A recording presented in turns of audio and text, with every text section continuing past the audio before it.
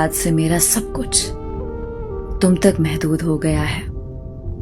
یہ بات کر کے میں نے اس کی طرف دیکھا تو وہ سو چکی تھی۔ اس کا ایک ہاتھ میرے سینے پر اور دوسرا ہاتھ اپنے جسم کے نیچے تھا، اور اس نے اپنا سر میرے بازو پر رکھا ہوا تھا۔ وہ گہری نیند میں سو چکی تھی۔ میں اس کی طرف دیکھتا رہا اور اس کے جاگنے کا انتظار کرنے لگا۔ یقین مانو میری جو زندگی گزر چکی تھی، آج تک کوئی ایسا انتظار نہیں تھا جس نے مجھے سکون دیا ہو، مگر آج کا انتظار بہت سکون والا تھا۔ وہ انتظار آج اپنی رانی کے جاگنے کا انتظار تھا۔ مجھے بہت خوشی ہو رہی تھی اس کے جاگنے کا انتظار کر کے۔ خیر، انتظار کرتے کرتے 2 گھنٹے گزرے۔ وہ اچانک سے جاگ گئی اور میری طرف دیکھنے لگی۔ میں اسے دیکھ کر مسکرایا اور اسے اپنی طرف کھینچ کر اپنے سینے پر اسے سلا دیا۔ وہ حیران بھی تھی اور خوش بھی، مگر میں نے اسے آرام کرنے دیا۔ میں اسے یوں سوتا دیکھتا رہا اور پتہ ہی نہیں چلا کہ وقت گزر گیا اور نماز فجر کا وقت ہو گیا۔ میں اسے جگانا تو نہیں چاہتا تھا، پر نماز ادا کرنا تو فرض ہے، تو میں نے اس کی پیشانی سے بال ہٹاتے ہوئے اسے پیار سے اس کے چہرے سے اس کو ہلکا سا ہلایا اور اس کے کان میں بولا، نماز کا وقت ہو گیا ہے۔ ایسے ڈر کے اٹھی جیسے اس کا کچھ چوری ہو گیا ہو۔ اصل میں وہ بہت پریشان ہو گئی کہ آج کی رات اس نے مجھے ٹائم نہیں دیا اور سوتی رہی۔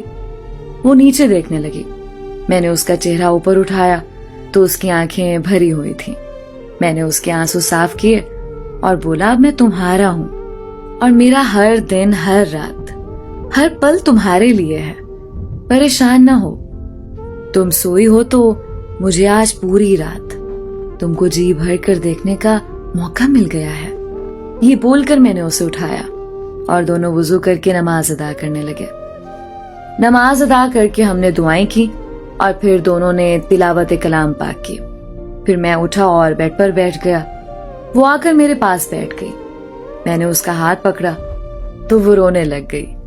میں نے اسے اپنے بازوؤں کے حصار میں لیا اور اسے رونے دیا۔ پھر اس کے آنسو صاف کیے اور پوچھا، پگلی میرے ہوتے ہوئے کیوں رو رہی ہو؟ تو وہ نظریں نیچے کر کے بولی، آج میں کیوں سو گئی؟ میں مسکرایا اور اسے اپنی طرف کر کے کہا، میری جان، جب مجھے کوئی پریشانی نہیں تو تم خود کو کیوں پریشان کر رہی ہو؟ وہ رونا چپ ہو گئی، پر ابھی تک وہ مسلسل نیچے دیکھ رہی تھی۔ میں نے اسے کہا، تم میری بیوی ہو، میری عزت، نہ کہ کوئی غلام، تو تم نیچے کیوں دیکھ رہی ہو؟ پاگل ہو؟ تمہیں اوپر دیکھ کر جینا ہے میرے ساتھ، میری عزت اور طاقت بن کر۔ وہ مسکرانے لگی۔ اس نے مجھ سے کہا کہ ایک بات پوچھوں؟ میں نے کہا، ایک نہیں بلکہ 1000 پوچھو۔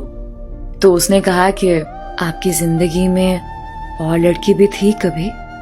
میں سوچ میں پڑ گیا اور پھر کہا کہ ہاں، ایک تھی، اور شاید آج بھی وہ اس دل میں ہے، کیونکہ وہ میری پہلی محبت تھی، تو اسے بھلانا بہت مشکل ہے۔ یہ سن کر وہ بولی، مگر جیسے آپ میرے ساتھ رہ رہے ہیں، مجھے تو نہیں لگتا کہ آپ کی زندگی میں میرے سوا کوئی ہو۔ تو میں نے کہا کہ اس لڑکی کو میں نے کہا تھا کہ اللہ کی قسم، اب جو لڑکی میری زندگی میں میری جیون ساتھی بن کر آئے گی، یہ دنیا اس کی قسمت پر رشک کرے گی۔ تو بس میں اب تمہیں اتنا پیار دوں گا کہ انشاءاللہ یہ دنیا رشک کرے گی تمہاری قسمت پر۔ یہ سن کر اس نے اپنا سر میرے کندھے پر رکھ لیا اور کہا کہ مجھے بہت خوشی ہوئی کہ آپ نے میرے ایک بار پوچھنے پر مجھے سب سچ بتا دیا۔ مجھے بھی اپنی زندگی میں ایسا سچا اور مخلص ساتھی کی ہی تلاش تھی، جو اب بالکل مکمل ہو گئی۔ میں نے کہا کہ بس تم کبھی مجھ سے جھوٹ نہ بولنا، اور مذاق میں بھی کبھی مجھ سے کوئی بات نہ چھپانا، کبھی تمہیں رسوا نہیں ہونے دوں گا، یہ میرا وعدہ ہے تم سے۔ باتیں ہوتی رہیں اور وقت کا پتہ ہی نہیں چلا कि 10 बज गए। दरवाजा खटखटाया गया और आवाज आई कि नाश्ता ले लें अपना। मैं उठने लगा तो उसने मेरा हाथ पकड़ा और बोली, आप बैठे, मैं ले आती हूँ। हम दोनों बैठकर नाश्ता करने लगे और वो बोली कि एक बात बोलनी है। मैंने कहा, हाँ बोलो। तो वो बोली कि मुझे खाना नहीं बनाना आता। मैं मुस्कुराया, ये तो और अच्छी बात है क्योंकि मैं खुद आपको सिखाऊंगा। वो हंसने लगी और साथ ही बोली, आप? मैंने कहा, मुझे इतना हल्का मत लो, मैं हर किस्म की डिशेस बना लेता हूँ, तुम फिक्र ना करो, हम मिलके काम कर लिया करेंगे। वो हर गुजरते लम्हे के साथ खुद को मेरे साथ बहुत महफूज समझने लगी थी। इसी तरह जिंदगी बसर होती रही और मैं हर रोज उसके साथ किचन में काम करता रहा और उसे खाना बनाना सिखाता रहा।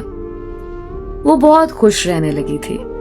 मुझे उसकी बात समझ नहीं आ रही थी कि ये मेरे साथ इतनी खुश कैसे है। हालांकि मेरी पहली मोहब्बत तो मुझे कहती थी कि तुम कभी एक अच्छे शौहर साबित नहीं हो सकते।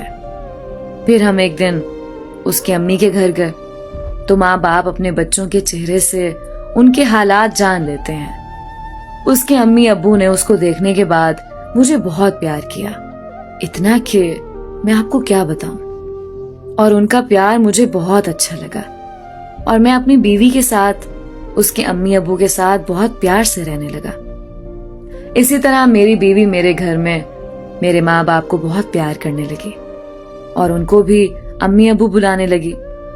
मैं बहुत खुश रहने लगा और मेरी बीवी भी। एक दिन मेरी अम्मी ने मुझे और मेरी बीवी को बुलाया और मुझे बोला कि बेटा, तुम्हारी बीवी को मैंने अपनी बेटी माना है, इसके साथ कभी कोई जुल्म ना करना। ये कहकर मेरी अम्मी ने मेरी बीवी के माथे पर बोसा दिया और फिर जब हम अपने कमरे में आए तो मेरी बीवी ने मुझसे कहा कि आपको पता है, मैं आज इतनी खुश हूं कि दिल कर रहा है अपनी जान आप पे वार दूं।